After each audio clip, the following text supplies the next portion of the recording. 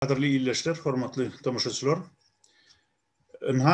Bugünkü gepleşigimiz bizim yeni de şu Türkmenistanyna Gurbanly Berdimuhammedowyň soňky günlerde ýüze çykan näseglygy bilen bagly dören siyasi krizse bagşlanýar. Bugün bizim gepleşigimizde yine de DVT, yani Demokratik Vatan Türkmenistan halk hareketiniň başlygyny Murat Gurban gatnaşýar. Murat, hoş geldiniz gepleşigimize. Assalamu alaikum, hormatly watandaşlar. Sağ olun, apel sabahlar.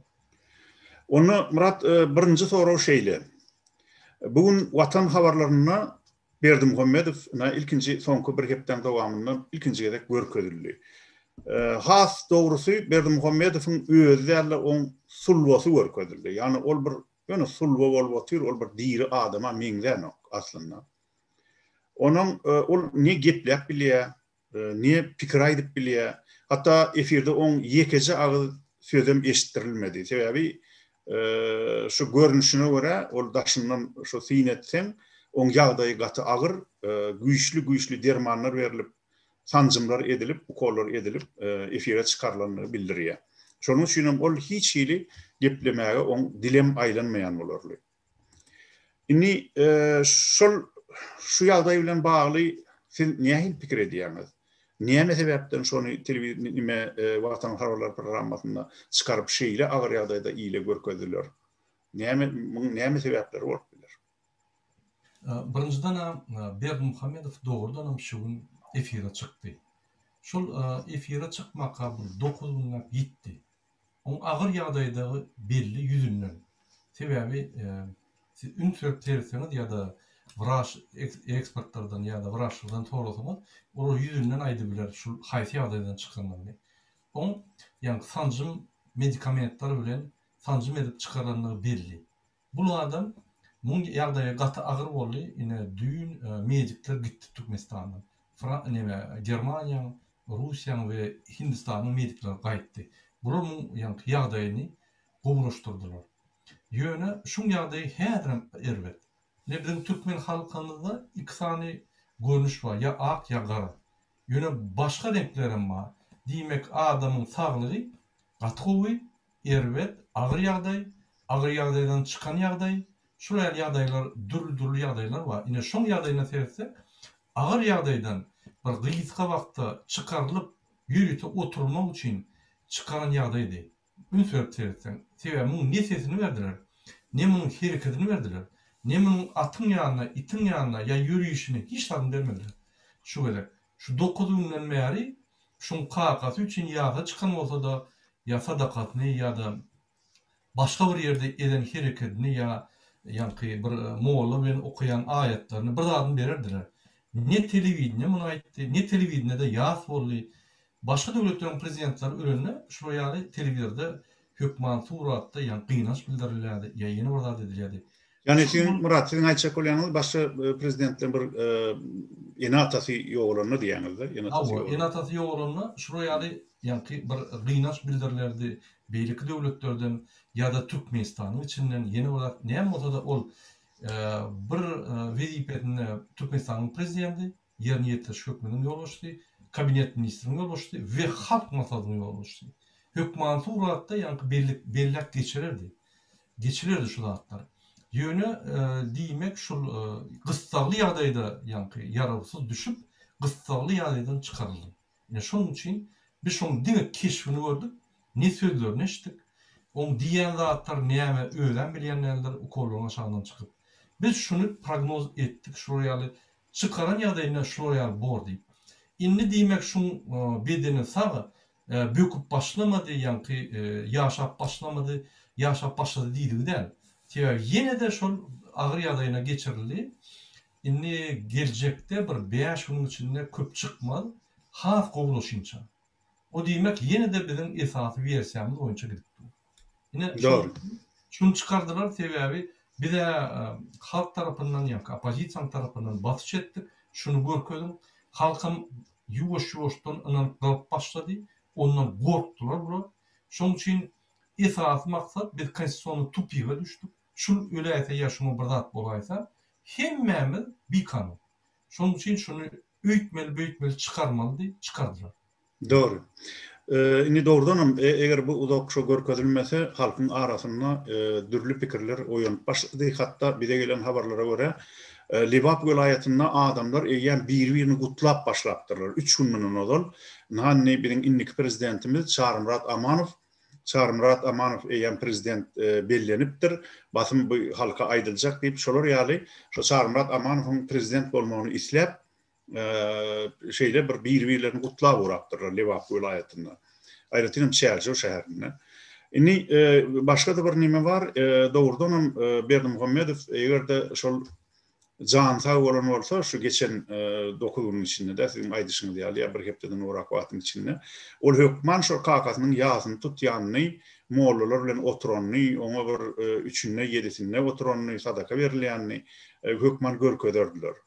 Dimek eger görkezmedik bolsalar onu oň ýagdaý bolanlar. Ýogsa Berdimuhammedow Türkmenistanyň musulman dinine inanýanlara aýlygynç adar berip ýörse-de ýa-da şoňa adar berýän adamlaryň öňünden çykyp bilmese de umumyň Türkmenistanda gaty erwet ýylarlanýa musulman dinine inanýanlar. Şoň üçin Berdimuhammedowyň bir musulman bolup bir musulmanlara arka durýanyna inanýanam ýok-da dünýä derejesinde de. Ýöne oňa garamadan ol şonu telewizionda zatdy hamana özüni musulman edip görkezmek isleýär. Bu gedek kakasy ogulunyna şu musulmançylygy saklamadyk ýaly bolup görünýär. Edil saklamadyk ýaly bolup görünýär. Şoň üçin bu öýdem eýen Berdimuhammedowyň şu döwürde agyr ýagdaýdadyny bir subut edýän gytaklaryň faktlaryň biri. Inni gelin bir ikinji soraga geçelim. İkinji soragda men şeýle zat sorasym gelýär. Bilişiňiz ýaly internetde garaşly döwletleriň arkalaşygynyň ýani esenlen bir internet gazety bar. Şol gazetde garaşly döwletleriň arkalaşygyna gatnaşýan ýurtlarda bolup geçýän käbir syýasy wakalar barada makalalar çykýar ýerlerli. Ini şol internet gazetde hamana prezident Russiýanyň prezidenti Vladimir Putiniň Türkmenistana Berdimuhammedowa telefon edenligi barada hemem onuň şo Berdimuhammedow bilen hamana COVID-19 virusynyň keseliň garşysyna görüşmekde umumy bir alyp baryp boljak umumy görüş hakyna şonu geňeşmek üçin jaň edenligi barada habar berildi. Ýöne bize gelip eten maglumatlara göre aslında Berdimuhammedow bilen Putin COVID-19 keseli hakkında virüs hakkında näme gurrun edip biljek? Onu inkar edýärler. Sebebi Türkmenistan asla Berdimuhammedowyň rejimi asla boyun alanok Türkmenistanda COVID-19'ın bardygyny. Şeýle ýagdaýda oňulen COVID-19 hakkında gurrun edip biljekdigine Orsiýadyň öz käbir synçylarym bilen aradaky gurrundy şüphe bildirdiler. Ýok, ol mümkin däl. Eýse siziň pikiriňizçe şu hakan aslında näme ýatyr? Näme üçin Putin jaň edendir diýýäňiz Berdimuhammedowa? Putin jaň edendir Berdimuhammedowa ýöne Berdimuhammedow onuň gülüşenler. Onun üçin ýürüýte, ýani diplomatik ýagdaýda ýaryş etmeler ya da prezident aparatda yürüte cevap verici adam ulaşanlar. Putin'in ödem can edenler onun yankı ya pres sekreteri ya yeni bir can edenler şonlarla. Bunlar hükman birine can etmekte yine devlet arasında yani kepleşikler geçiriliyor. O hükman birinci yankı liderler tarafından neyle yankı şol yankı представляет eden adamın tarafından geçiriliyor. Yani metbuat sekreterleri zatlar diýär. Sekreterler ya inandar adamlar tarafından geçiriliyor. Sebebi Berdimuhammedowyň iş dolandırıcı fizik ýagdaýy ýok. Onun için şu 5 minutlyk bunu kaldırdılar, sonra yine yatırdılar. Sebebi haçanla agyr ýagdaýdan çalt kaldıran ýagdaýynda kolunu kaldırıp bilersiň. Ýöne edil soňky wagtlarda ýa-ni näçe sagatlarda şu ömrem mümkin. Ol kyn ýagdaý. Ol ýa-ni bedene karşı ýagdaýda çykarýar bunu. Şonuň üçin muny edil bir 5 minut, 10 minut, 20 minut için kaldıranlarlar, yeni yatıranlarlar. Bunu başka bir yere ulaşanlar, yöne şu yerde esas maksat Covid'im diyen, beylekem diyen, esas maksat şu Berdimuhammedowyň ýagdaýy nähili, şol yankı öğüne geldim, gelmedi mi, Ya ölümü dirimi diyen ýaly bir haly boýunça jan gelendir, şoňa jogap bermendir esasy. Doğru. Yok, şu häzir şu Berdimuhammedowyň görünmeýänligini, ýene de telewizionyna çykmaýanlygyny, hatda gazetlerde oň öýüniň däli oglunyň suratynyň çykyp başlandygyny görüp, belki Kreml'de de howsala düşendirler. Şoň öllüğün dirdigini biljek bolup, jaňadan bolmagy mümkindir. Şeýle dämi? Putinin. Onu köp zatdan habarly täze Volodyadan gelipdi. O habarly ýöne şunu kontrol etmek üçin soňky moment hawa aya galbildimi, galbilmedimi, şunu ýagdaý halyny ähli. Şondan habar aljak bolup, täze Urşeýdin hem Türkiýanyň esas Türkmenistan boýunça alyp barýan siýasaty ütköşük we gaty, çylşymly we wajip bolar üçin. Şoň üçin bular ýöne goýmalylar Türkmenistan. Doğru. Üçüncü soru. Umuman käbir adamlar ýurtda da ýurdun daşynda da şu Türkmenistanyň prezidenti şolar ýalak bolup ýitenine, zat edenine erkin metbuat, ýurdun daşyndaky erkin metbuat, oppozision metbuat, hem de garaşsyz metbuat, internet saytlar ýa-da YouTube, radio, telewizioniýa kanallary. Şol saglygy barada ýiti maglumatlary berenine käbir adamlar da soraw dörýär. Şu oppozisiýa, mysal üçin aýdaly hökman şun Berdimuhammedowyň ölmeginiň tarapdarymy kady. Şun bilen baglanşykly men berjek sorawym size dogrudan şu oppozisiýaň siýasaty Berdimuhammedowyň ölüdigine ýa dirdigine baglymy 100% ýa-da beýle dälmi? Yok, bu beýle däl sebäbi Berdimuhammedowyň ölüni bilen diktatura aýrylanok. Biz diktaturaň düýünün sistemasyny çalışmasak, ýani saýlawlary geçip, açyk saýlawlar edip, hakyky kanunlary işletmesek, ýene de diktatura bolar. Şoň üçin bize Berdimuhammedow bar ýok, tapawut ýok. Bizde reformlar, hakyky reformlar geçip, biz demokratik ýola geçmeli. Şoň üçin bize Berdimuhammedow hakykatdan da diri bolsa gowy. Näçi? Sebäbi ülkelerin bolsaňyz Niýazow federedip ölkütdi. Halky gynap jenaýatyny, ýani jezasyny çekmedi. Indi Berdimuhammedow ogurlan pullaryny, indi Niýazowyň ogurlan pullary helem Türkmenistana gelmek. Indi şu gedek Berdimuhammedow başar bilsek, tutsak edip, jezasyny berip, ogurlan pullaryny, çıkaran pullaryny hemmesini ýerine getirip, halkyň önüne bu jenaýat işini götürmeli. Indi şoň üçin bize şun jan saglygy bolsa, bize edil ideal bolýar, ýöne ölse biz muny saklap bilmez. Sebäbi men ýene bir gerek diýen Berdimuhammedowyň jan saglygy gaty howply ýagdaýda. İsteýän wagt gitse gidip bermeli. Biz näçe köp galsak, şonça oň ýüregi çalyp durup bilýär. Sebäbi siz pikir edin, bir adam 3 sany götürüp bolmajak wezipeni saklap dur. Prezident günne meselelere gelýär. 24 sagatda 24 sagat ýani meseleleri gelip dur çözmeli şonu. İkinci, kabinet ministriniň ýol başçysy pudoklar içindäki halkyň hal ýagdaýy, maddi ýagdaýy hemmesini çözmeli. Üçüncü, halk maslahaty. Bu diýmek näme?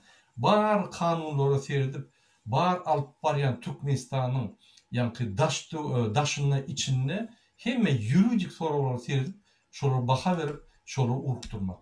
Şonu eden soňam daşyny opozisiýa kalıp muny basyp dur.